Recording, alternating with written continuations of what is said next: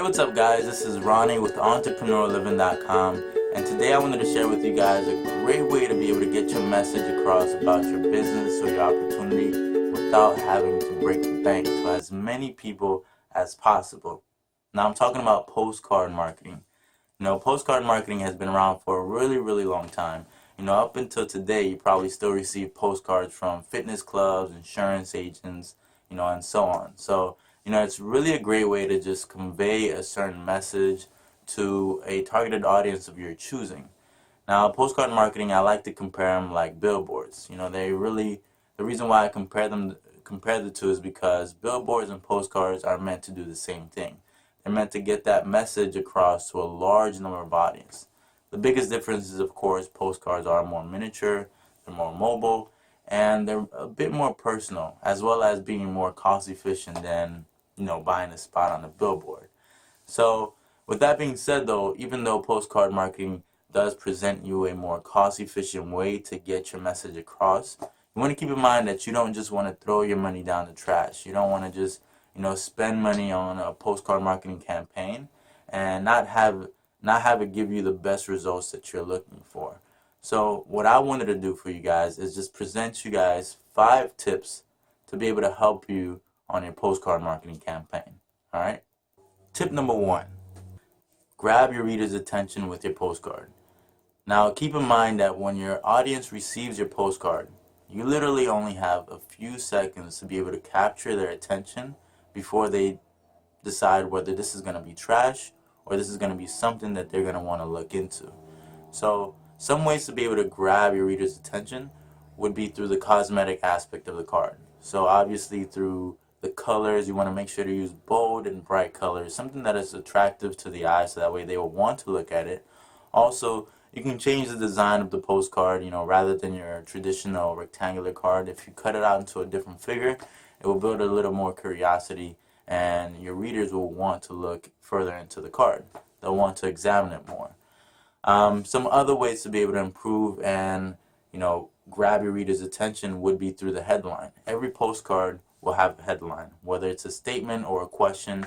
That headline is just supposed to grab your reader's attention, and you want to make sure that it's very readable. You want to make sure that you're using bold and big fonts so that way they won't miss it. I personally like to use questions because questions, is a great way to just have them interact with your postcard. Even though they may not answer the question out loud, they'll usually answer the questions in their head. So it's just a great way to have them interact with that postcard, and you just want to make sure that they can read it and they can get it right there and then. Tip number 2, you want to make sure that your message is being conveyed in the most simplest and clearest way possible so that they can understand that as soon as they read it. So you want to make it short, simple, and clear. Now the reason why you want to do this is because, like I mentioned earlier, you only have a few seconds when they receive your card for them to decide whether this is going to be trash or this is going to be something that they're going to want to look into. So you want to make sure that when they read that message or when they read that card, that they understand what you're trying to do right off the bat, that they understand what problem you're trying to solve for them.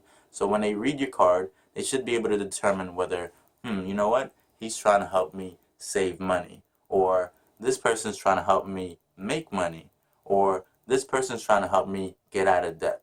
So you want to just make sure that they can automatically, right off the bat, when they read it, they don't have to wrap their heads around it for hours upon hours to determine what you're trying to do for them. So keep it short, keep it simple, and make it clear. All right. Tip number 3, brand your postcards. Like I mentioned, postcards is a great way to increase that personal relationship with your targeted audience or your customers. So you want to make sure that when you send over the postcards, that your brand or your logo is on the postcard, so that way when the customer reads it or when your audience reads it, they can familiarize themselves with your brand or your logo. And what this does is, since they familiarize themselves with it, whenever they are in the market for, something similar to your products or your services that you're trying to offer, they'll already be familiar with your brand, with your logo, and it'll increase the chances of them going with you rather than some generic brand that they've never heard of. Tip number 4, give multiple exposures. Don't be afraid to send the postcard to the same audience or targeted members that you've already sent them to. The reason why is because, everybody has different lives, everybody has different circumstances. So at any given moment, somebody could have probably not been able or not had the time to invest into looking into your postcard. But in order to cancel that, what you want to do is be able to just send the postcards again to some of those other people that you've previously sent them to, just to make sure that you've gotten everybody who's interested in that area. So again, multiple exposure is a great way to just be able to make sure that you get the most out of your return and make sure that everybody has had the same opportunity to get, to receive that message that you're trying to convey with them. Tip number 5, stay consistent. With everything in life, if you want to improve, if you want to get the most results possible, you're going to want to stay consistent. And it's no different with postcard marketing. Now, postcard marketing is a numbers game, so you want to make sure that you're also sending these postcards to as many people as possible as your budget allows you to. And you also want to make sure that you're creating a schedule or a regimen. Find out exactly how much postcards you're sending out on a weekly basis or bi-weekly basis or a monthly basis, however you decide to do your postcard distribution. The reason why I suggest this is because of the fact that it'll allow you to track down your results. It'll show you exactly what's working for you, what's not working for you, what you need to change up, how much money you're losing or how much money you're gaining.